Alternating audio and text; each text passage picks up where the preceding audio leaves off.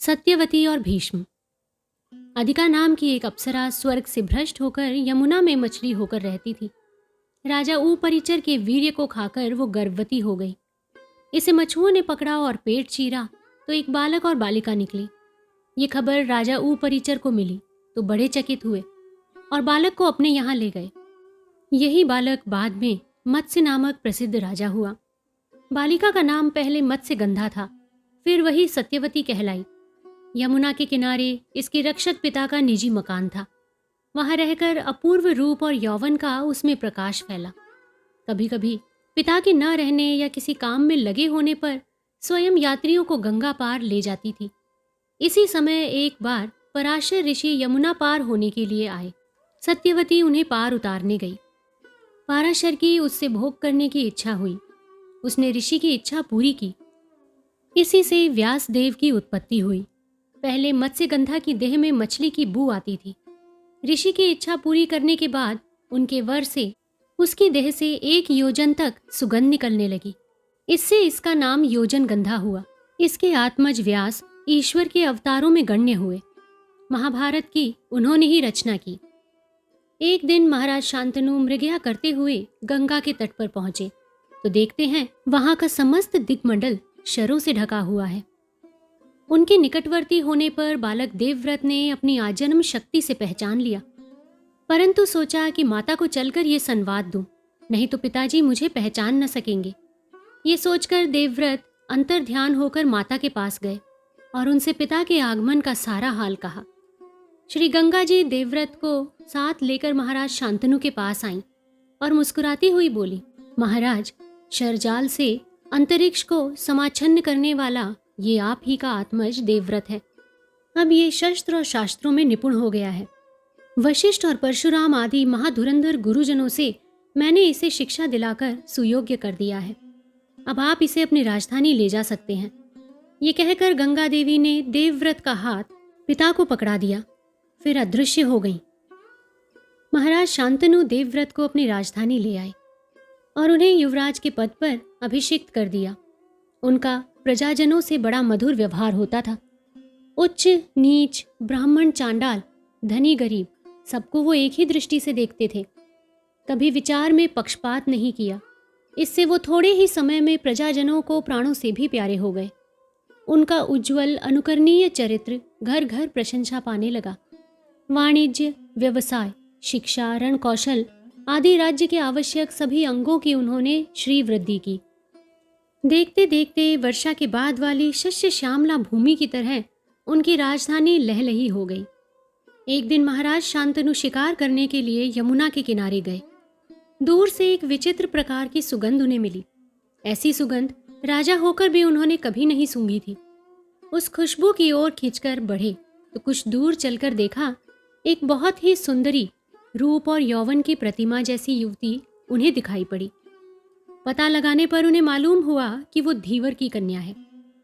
महाराज शांतनु को बड़ा आश्चर्य हुआ कि वो गोरी लड़की मछुए की कैसे हो सकती है। महाराज ने स्वयं उस कन्या से पूछा। उसने उत्तर में ऐसा ही कहा कि वो मछुए की लड़की है।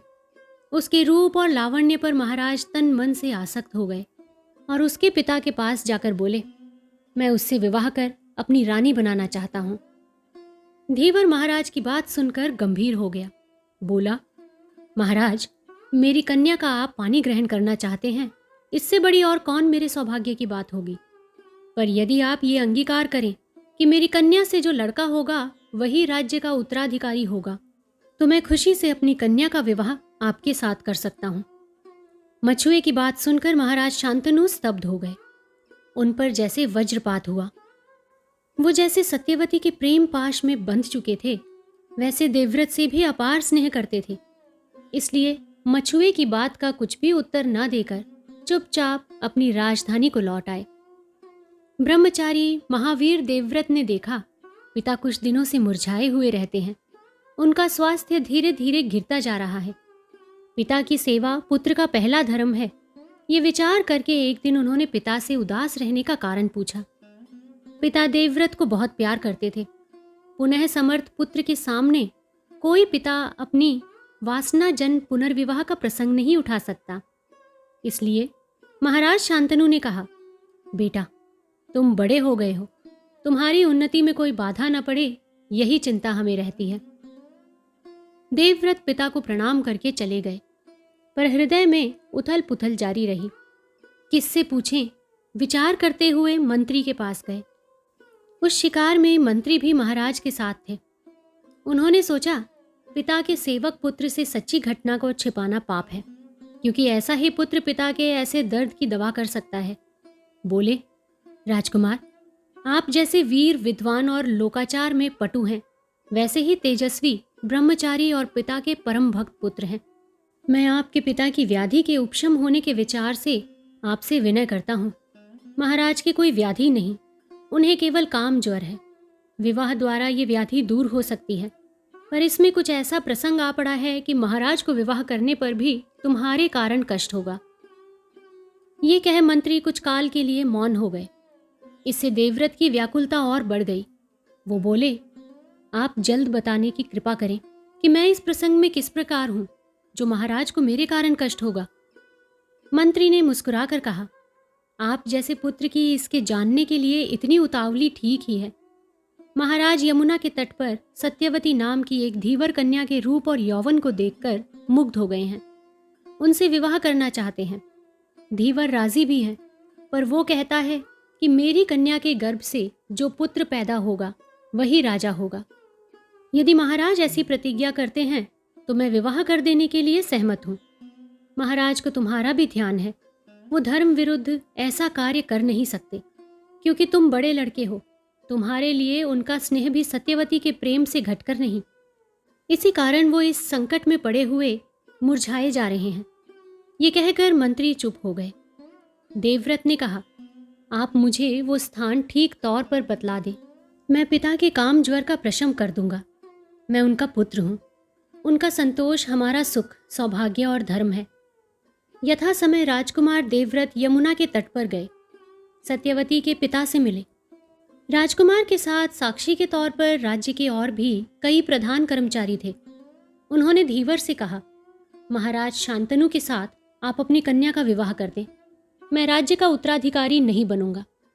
धीवर बोला, हे कुमार, विवाह करने के लिए तो मैं पहले से सहमत हूं, पर मुझे आपके वचन पर विश्वास नहीं होता, क्योंकि आपको युद्ध में जीतने की शक्ति दूसरे में नहीं। मैं घबराता हूं कि कहीं आप आगे चलकर अपनी कही हुई बात से टल गए तो मेरी कन्या के पुत्र का क्या होगा।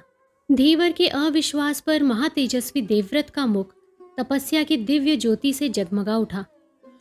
उनकी ओर देखकर धीवर की आत्मा में भी श्रद्धा पैदा हुई। वहां के समस्त जन स्तब्ध भाव से उन्हें देखने लगे। परम ब्रह्मचारी देवव्रत ने कहा, धीवर राज, समस्त प्राणियों में भास्कर आत्मा को सूर्य, चंद्र, ग्रह, नक्षत्रों से चमकृत सृष्टि को साक्षी मानकर कहता हूं, मैं आजीवन ब्रह्मचारी रहूंगा। पिता के सिंहासन पर तुम्हारी कन्या के पुत्र का ही अधिकार होगा। मैं सदैव उस महाराज की सेवा में तत्पर रहूंगा। प्रकृति का कोई पदार्थ अपने भाव को बदलकर दूसरा भाव ग्रहण करे, पर मैं कभी अपनी प्रतिज्ञा से न डिगूंगा। सत्यव्रत की ये प्रतिज्ञा सुनकर पितृभक्ति की पराकाष्ठा से वहां के सभी लोग मंत्रमुग्ध होकर उन्हें देखने लगे। इस भीषण प्रतिज्ञा के कारण उसी दिन से उनका नाम संसार में भीष्म प्रसिद्ध हुआ। उन पर प्रसन्न होकर धीवरराज ने अपनी कन्या सत्यवती को उनके सुपुर्द करके बड़ी नम्रता से क्षमा प्रार्थना करते हुए कहा, हे महावीर ब्रह्मचारी, ये लो, तुम्हारी इस माता का संपूर्ण उत्तरदायित्व मैं तुम्हें अर्पण कर निश्चिंत होता हूँ। मुझे अब अणुमात्र शंका नहीं रही। राजधानी हस्तिनापुर पहुंचकर महावीर भीष्म ने सत्यवती को पिता के हाथ अर्पित किया। वहां शास्त्रानुसार इसके साथ महाराज शांतनु का विवाह हुआ। पुत्र की इस कीर्ति से उन्हें हार्दिक संतोष हुआ। उनकी वासना तृप्त हुई। कालांतर में सत्यवती से 2 कुमार हुए, चित्ररथ और विचित्रवीर्य। इसके बाद महाराज शांतनु का स्वर्गवास हुआ। भीष्म ने भाइयों की शिक्षा का पूरा प्रबंध किया। पारंगत पंडितों को बुलाकर उन्हें शिक्षा दी। दोनों धीरे धीरे जवान हो चले। इसी समय गंधर्वराज ने राजधानी पर आक्रमण किया। चित्ररथ इस युद्ध में मारे गए। चित्ररथ की मृत्यु से विधवा सत्यवती को बड़ी चिंता हुई, परंतु महामना भीष्म ने माता को धैर्य दिया। वो संसार को नश्वर सोचकर आंसू पोंछकर चुप रहीं। छोटा पुत्र विचित्र वीर्य उनका सहारा हुआ। भीष्म को विचित्र वीर्य के विवाह की चिंता हुई। इसी समय काशी राज की कन्याओं का स्वयंवर था। निमंत्रण हस्तिनापुर भी गया था। भीष्म विचित्र वीर्य को लेकर काशी गए। सभा की बड़ी सजावट थी। तोरण, वितान, पताका, कलश, बंधनवार आदि से काशी की गली गली से स्वयंवर की सूचना थी। सभा का दृश्य और भी मनोहर था। सुसज्जित विशाल मंडप में देश देश के राजाधिराज आकर एकत्र हुए थे। रत्नों, वस्त्रालकारों तथा अस्त्र शस्त्रों की प्रभा से सभा जगमगा रही थी। महावीर भीष्म भी एक तरफ जाकर बैठ गए।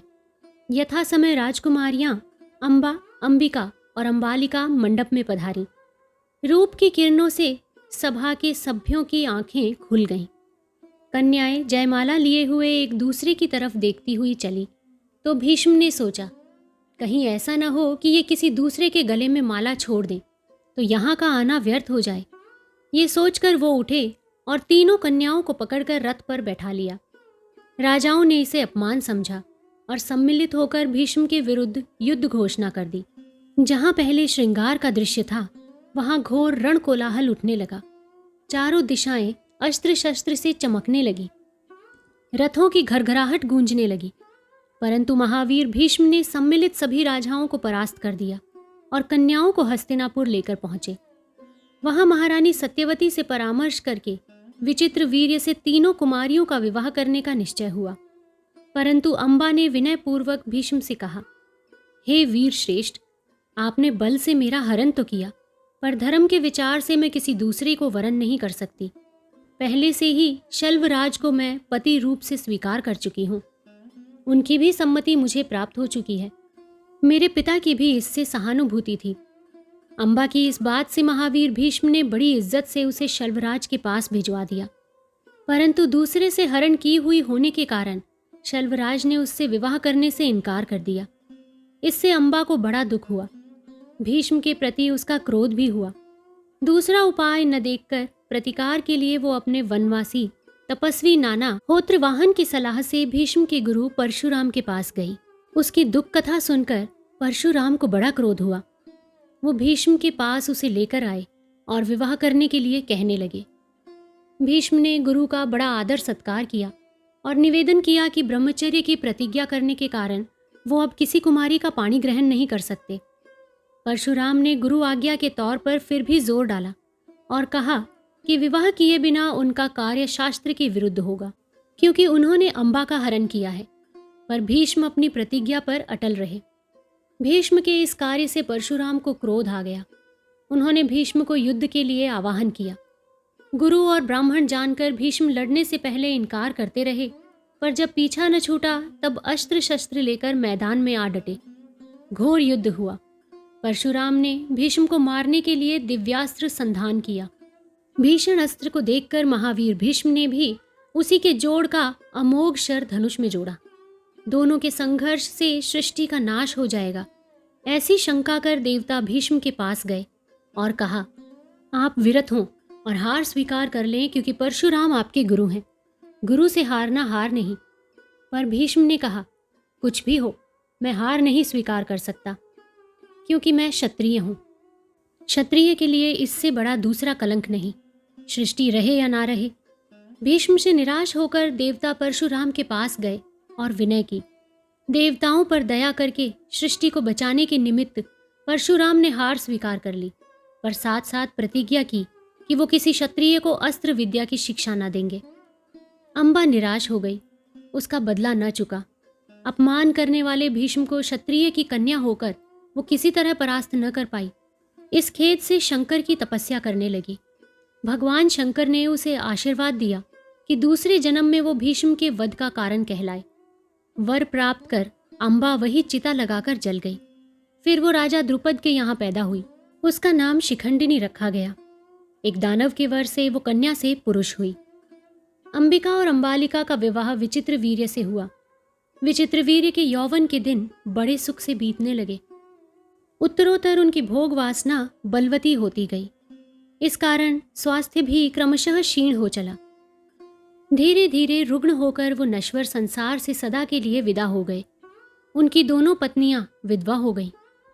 दीर्घकाल शोक के पश्चात महारानी सत्यवती को वंश रक्षा की चिंता हुई। भीष्म विवाह न करने की प्रतिज्ञा कर चुके थे। अब क्या किया जाए? ऐसा सोचकर नियोग की इच्छा से उन्होंने अपने पहले पुत्र वेदव्यास को बुलाया। अंबिका और अंबालिका नियोग के लिए राजी नहीं हो रही थी। बड़ी मुश्किल से वंश रक्षा के लिए कहना माना, परंतु हृदय में एक धड़कन बनी रही। जटाधर महातपस्वी श्री कृष्ण द्वैपायन व्यासदेव को अपने पास आते देखकर अंबिका ने आंखें मूंद ली। इससे नाराज होकर व्यासदेव ने कहा कि इसके व्यवहार के अनुसार इसका लड़का अंधा होगा। फिर वो अंबालिका के पास गए। अंबालिका भी व्यास जी का काला भयानक चेहरा देखकर पीली पड़ गई। इसका भी ये स्वागत करना देखकर व्यास जी प्रसन्न नहीं हुए। बोले, इसका लड़का पांडु रोग से ग्रस्त होगा। इन पुत्रों को श्रीनांग देखकर सत्यवती ने फिर व्यास जी को बुलाया। इस बार कोई बहू नहीं गई। एक दासी को उत्तम वस्त्र पहनाकर भेज दिया गया।